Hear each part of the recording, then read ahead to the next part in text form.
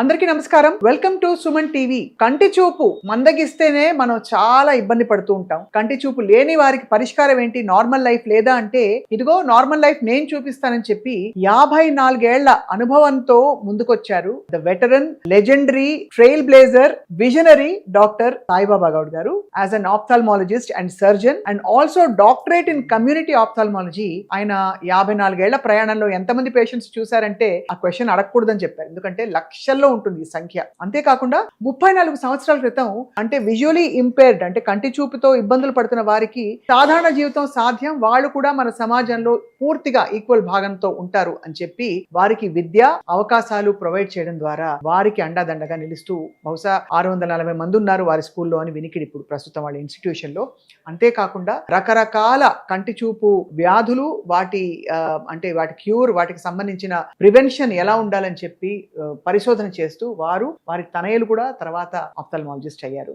మనతో పాటు డాక్టర్ సాయిబాబా గౌడ్ గారు పద్మశ్రీ పురస్కార గ్రహీతగా ఇవాళ మన ముందుకి మరోసారి వచ్చారంటే చాలా అదృష్టం మనకి. సార్ స్వాగతం, నమస్కారం సార్.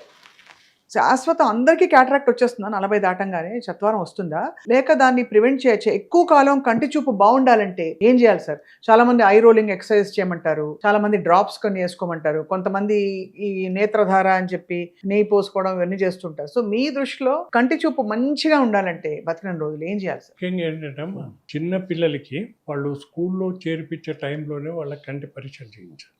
ఇప్పుడు అంటే మొట్టమొదటిలా కాదు, ఇప్పుడు ఏంటంటే మోర్ దెన్ 10% చిల్డ్రన్కి దృష్టి లోపాలు ఉంటాయి. వాళ్ళకి అద్దాలు ఇచ్చి మనం సవరించగలం. పెద్దవాళ్ళు ఇప్పుడు 40 సంవత్సరాలు వచ్చిన వాళ్ళు ఏం చేస్తున్నారంటే వాళ్ళకి దగ్గర చూపు కనపడదు. దగ్గర చూపు కనపడనప్పుడు వాళ్ళు ఏం చేస్తారంటే దగ్గరలో ఉన్న ఏదో ఆప్టికల్ షాప్ పోతారు.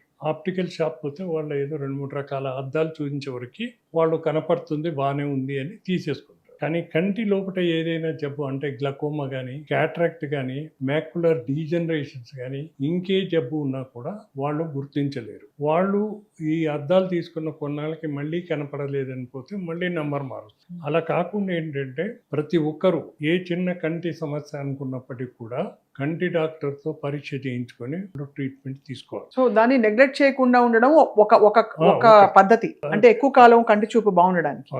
తర్వాత మనం తీసుకునే ఆహారం కూడా చాలా ఇంపార్టెంట్. అవును సార్. మనం ప్రతి ఒక్కరికి మేము చెప్పేది ఏంటంటే ఆకుకూరలు మనం దిన ఆహారంలో ఉండాలి, తప్పనిసరిగా ఉండాలి. కనీసం ఒక పూట ఆకుకూరలు ఉండాలండి. బ్రేక్ఫాస్ట్ కానీ లంచ్. మనకు అదృష్టానికి ఏంటంటే 10 వెరైటీస్ ఆఫ్ ఆకుకూరలు ఉంటాయి మార్కెట్. ఆర్థికంగా కూడా ఇబ్బంది ఉన్న వాళ్ళు తీసుకోవచ్చు. కూరగాయలు వేరే తీసుకుంటే కొంచెం కాస్ట్లీ ఉంటుంది, ఆకుకూరలు కొంచెం చీప్. వీలైనంత మటుకు కొందరు ఆకుకూరలు మనం ఇంట్లో కూడా పెంచుకోవడానికి వీలవుతుంది. ఏది ఏమైనప్పటికీ కూడా మన ఆహారంలో ఆకుకూరలు. సెకండ్ థింగ్ ఏంటంటే మనం తీసుకునే ఆహారం ప్రతి ఒక్కటి, చాలా మంది ఏంటంటే బయట ఆహారం తీసుకోవడం మొదలు పెట్టారు. దీనివల్ల మాత్రం మనకు ఆహార లోపాలు బాగా వస్తాయి. ఈ ఆహార లోపాలు వచ్చినప్పుడు మనకి అనీమియా వచ్చినప్పుడు మనం ఎక్కువసేపు చదవలేము, బాగా స్ట్రెయిన్ అవుతుంది కంటికి. ఇది మనం ప్రివెంట్ చేయడం చాలా అవసరం. ఆకుకూరలు తినడం రెండోది, ఆహారపు అలవాట్లు బాగుండాలి. ఇదివరకు క్యారెట్లు బాగా తినమని మీరు అన్నారు కదా. క్యారెట్ కూడా తినాలండి. క్యారెట్ కూడా మంచిది.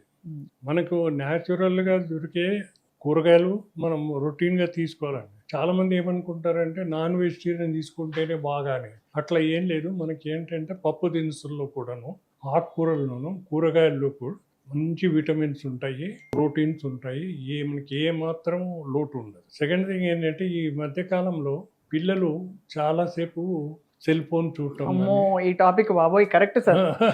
సెల్ ఫోన్ చూడటము. అవును. తర్వాత ఇప్పుడు మొన్న ఒక అమ్మాయి వచ్చింది, వాళ్ళ ఫాదర్ తీసుకొచ్చింది. అంటే 20 ఏళ్ళు ఉంటాయి ఆ అమ్మాయికి. ఫాదర్ తీసుకొచ్చింది. ఫాదర్ని ఎందుకు తీసుకొచ్చింది? కంటి పరీక్ష చేయించడానికి. ఫాదర్ను ఆ చైర్ మీద కూర్చోబెట్టింది, సెల్ ఫోన్ ఏమ్మా అంటే కూడా పలకడం లేదు. అంటే అంత పిచ్చి అయిపోయింది పిల్లలు కానీ పెద్దోళ్ళకి కూడాను.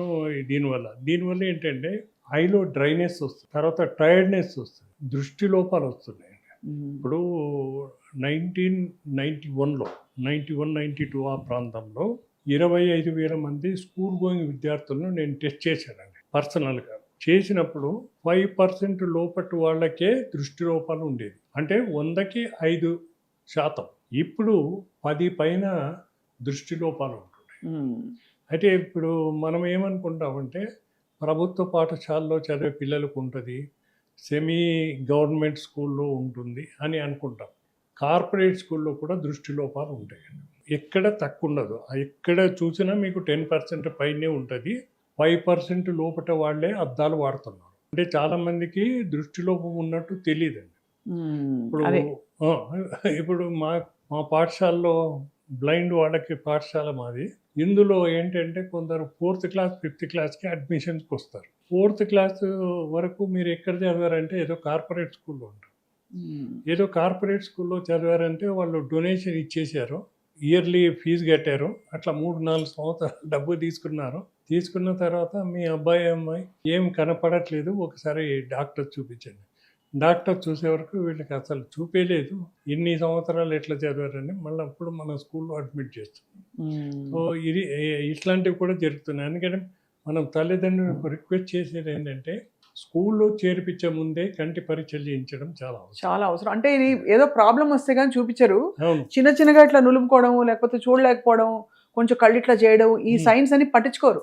పేరెంట్స్ కి తెలియదు కదా సార్, అవగాహన లేదు. అందులో కళ్ళని మీరు కరెక్ట్ గా చెప్పారు సార్, చాలా నెగ్లెక్ట్ చేస్తారు. నెత్తి మీదకి వచ్చి ఇంకా అస్సలు కనబడట్లేదు అనేంత వరకు నెగ్లెక్ట్ చేసేస్తారు.